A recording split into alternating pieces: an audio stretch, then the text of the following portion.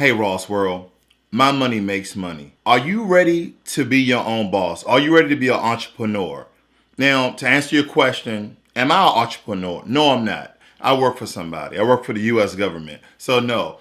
Am I thinking about it? Very, very strongly.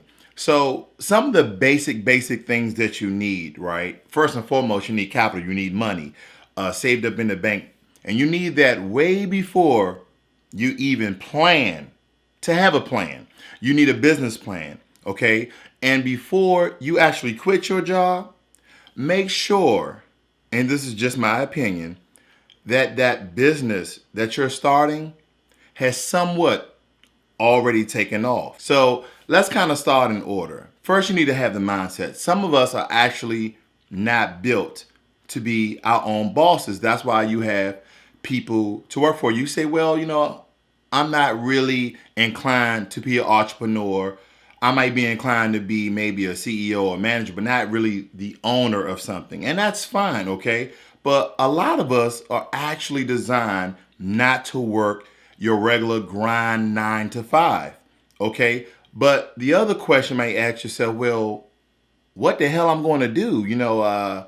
Everything when it comes to entrepreneurship and being your own boss is what?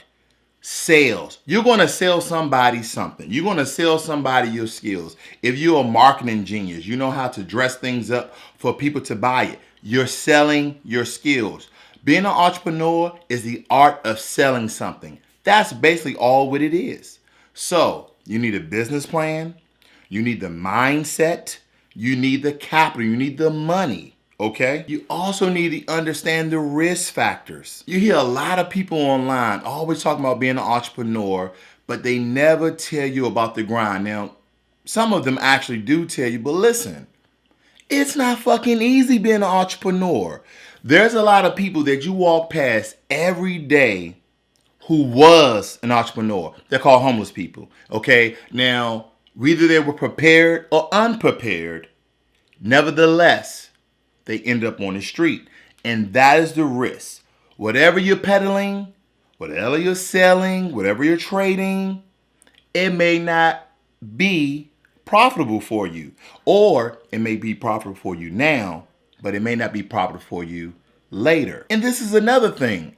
Find something that is going to be here in the future, okay, in the future that you're passionate about. Why go from a job day to day, 9 to 5, or working nights, God help you, and do something you don't like to do to be an entrepreneur and be your own boss to do something you don't like to do? Why? That's insane. That's crazy. That is really unthinkable. Why do something like that? Now, you say, well, I'm doing it for the money. Yeah, you could be making good money, and the money may make you happy and set you up for your future, but do you really want to do something for 20, 30 years and be unhappy? Now, some of you may say yes, I'm making good money, and some of you may say no. I am just saying, find something that you're passionate about, because guess what? I don't believe you're going to give up that easy. I believe you're going to work your ass off and you're going to build that business from the ground up. Think about this too. Don't come up. Now, let me take that back. You can come up with millionaire ideas. You can come up with billionaire ideas. But let me tell you this. Come up with hundredaire ideas and thousandaire ideas, because those hundredaire ideas and those thousandaire ideas, they cost hundreds and thousands to put into productions. Now, when you have those millionaire ideas, they cost multi-millions to put into productions. This is another good thing. Those hundreds and those thousand ideas, they can turn into millions and billions. But don't let your dreams outspace your revenue, okay? Sometimes your ideas and your dreams can outspace your revenue, your capital, your bank account, your savings, your retirement, because a lot of people go in their retirement and take money out. They borrow against their 401k. They borrow, you heard of this, they borrow against their house, they borrow against their retirement to start their business. And so once again, I go back to those homeless people, and you look down on them maybe, or sometimes you give them money, but some of these people were once millionaires, or high middle class and their business to take off. I'm not trying to scare you from being an entrepreneur. I'm just trying to help you to understand what you're getting yourself into, because as you scour the internet, as you search through the internet, everyone is talking about how they became an entrepreneur and they're making all this great money. And I'm happy for them. And I'm even thinking about it. But this is the thing. Understand what you're getting yourself into. Understand the market. Understand the world that you're living in. Understand that the world you will be living in, because it's going to change. Because it's going to change. Understand the connections. Understand the business plan. Understand where you're going to be getting your merchandise from.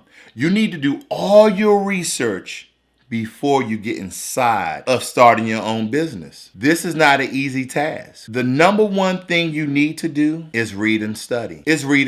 Understand absolute everything you need to know. If you can find a course in starting a small business, like I always mentioned before, Dr. Boyce Watkins has tons of programs on his channel for a very discounted price.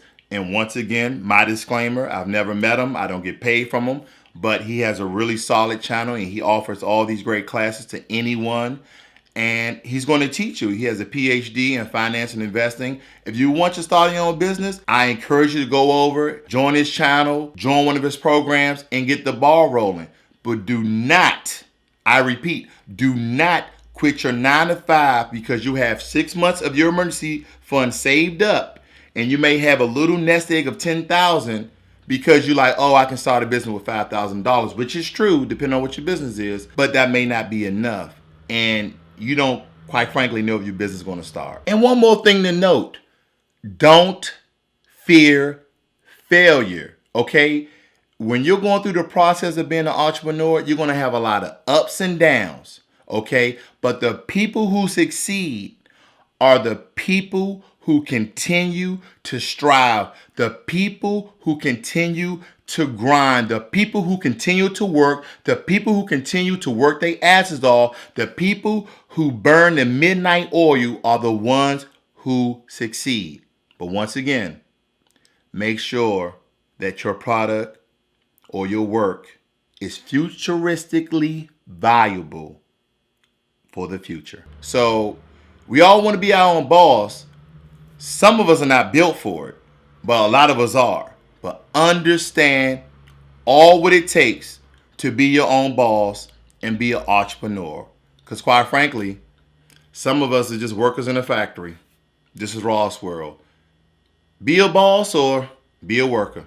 It's your choice. I'm out.